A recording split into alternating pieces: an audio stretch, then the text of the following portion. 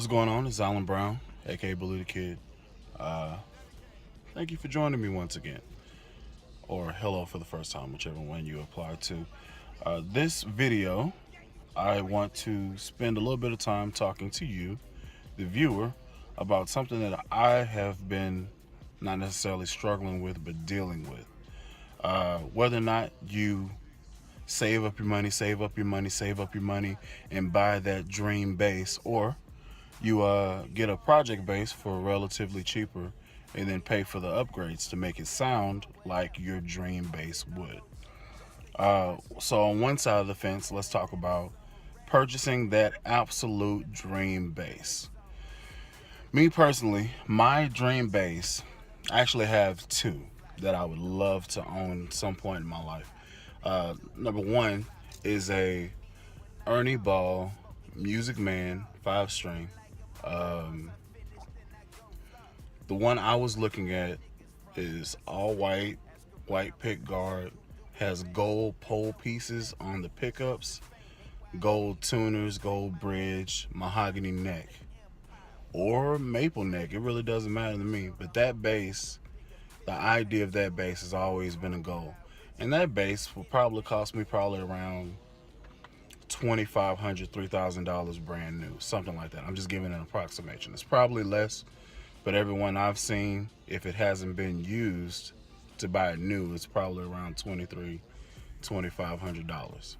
And that's the dream base. I will never acquire it. I don't think I ever will, because I can't see myself spending $2,500 for a bass guitar.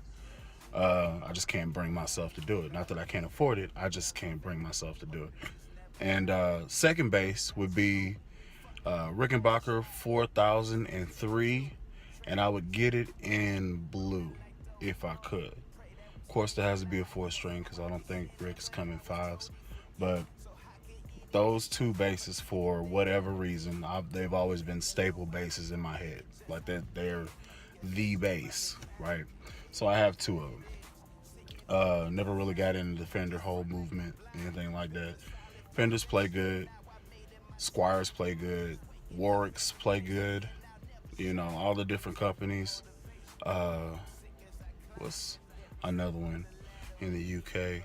Sandberg basses. I play the Sandberg bass. They're nice as well, but that's not there for me. Like I don't know. It doesn't even have anything to do with the fact that it's made in America. Those basses, like I don't know. It does it for me. Uh, Also, if I can get my hands on a Bootsy Collins bass, that'd be awesome as well. Uh, Bootsy Collins bass, you know, the one with all the LEDs and that's just to have it because it just looks so cool. It's a star bass, right? It's just crazy. It's put out by Warwick, I think. So yeah, do you go that route or do you go the route where you buy a bass from, like I go to Rondo Music when I want to do a project build. Usually that bass costs under $200 usually, and that's for like one of the upper basses, like, you know, ash body, maple neck or rosewood neck. You know, they have combinations where they do alder and rosewood, alder and maple, you know what I'm saying? And they usually cost right under $200. Sometimes you can catch them for 120, 160, something like that. But that's where I go for my build bases. And then when you think about it, you want to change it to make it yours, right? So you have to go. Usually you have to get it set up if you don't know how to do that. Then you got to find out what strings you want on your bass, you know, and run whatever strings you want. So doing the setup, that's probably like $60, $100. Buying the strings you want, it's probably like $30, $40, depends on what you like. Replacing the bridge, replacing tuners, replacing pickups, and then replacing the electronics. And for a few of my basses, it ended up costing me about as much as I would comfortably pay for a bass that's nice. So like, let's say my latest baby is the Sire P7. That's my latest baby. And that one cost me like $600, right? Some people say that's kind of steep, you know, but had everything I wanted. It's got a P pickup in the front, has a great feel, great neck. It's not too heavy, not too light. Feels like a solid bass and sounds great, right? It has a great EQ section already. Pickups are already Linko magnets, so they're a high output and they sound great. So I love that bass. Uh, but I have, I think, 3 or 4 project builds where I bought a bass from Rondo Music and it cost me like $199, and then first thing you want to do is buy electronics for it, right? So let's say that's $200 for the bass, and then you buy a preamp. That's usually gonna run you, if you're not getting one of the high-end preamps or whatever, like J Retros are like $350 or something new. But I went with Aguilar, not Aguilar, Audaire preamps, and they usually go from 169 to about $100 at the low end.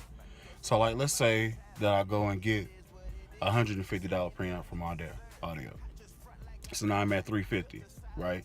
Okay, now what else you need? You need pickups to round out your sound and all that good stuff, right? A little bit more punchy, a little bit more bright, a little snappy.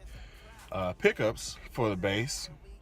Uh, let's say you go with Seymour Duncan's. Those probably cost around $100, $130. So now you have the bass you paid $200 for, $150 for the preamp, and then let's just say with tax and everything, $150 for the pickups. So now you're sitting at 200, 150, 150.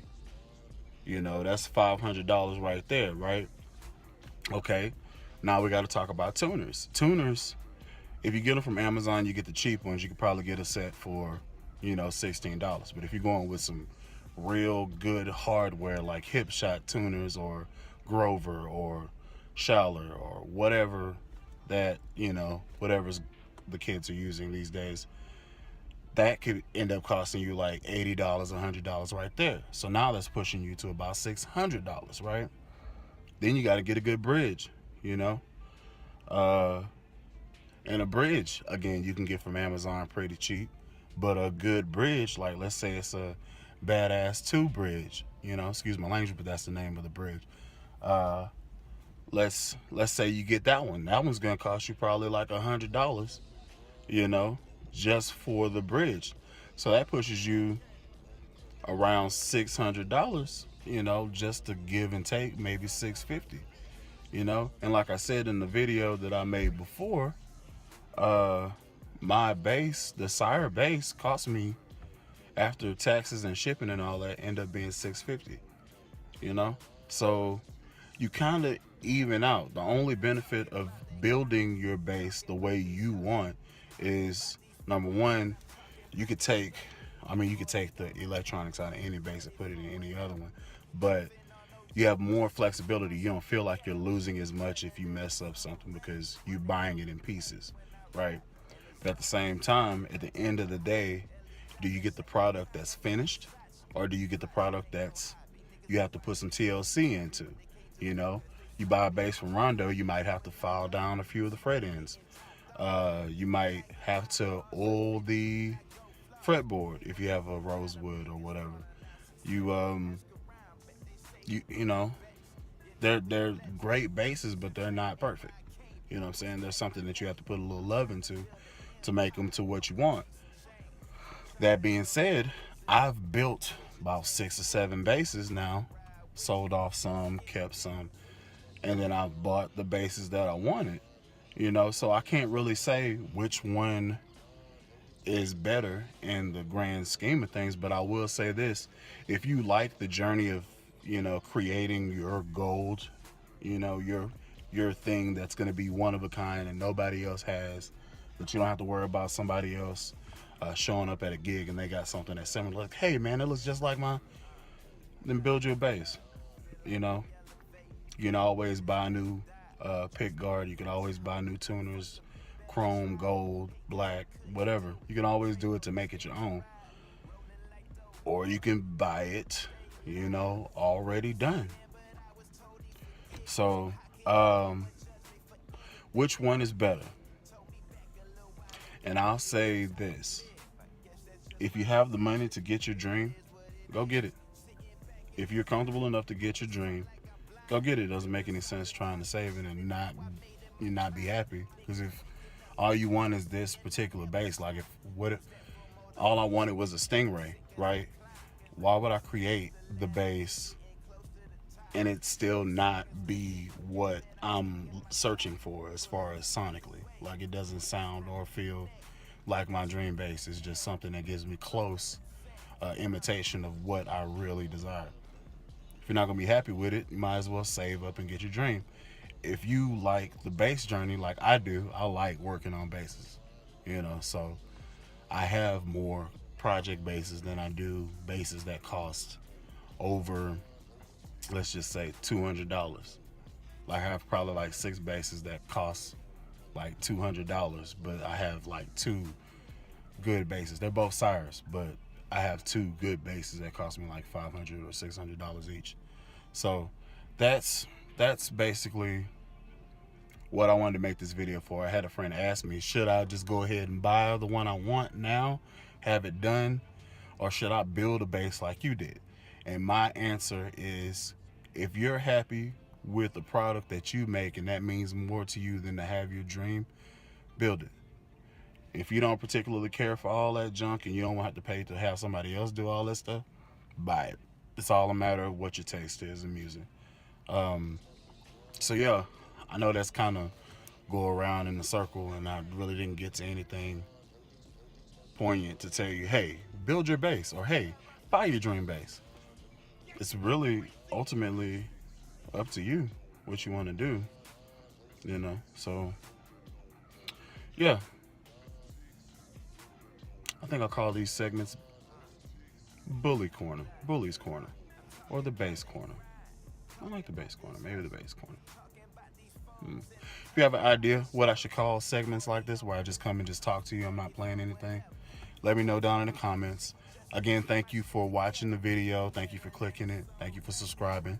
So share, like, subscribe, hit the little bell, because YouTube has us do that now.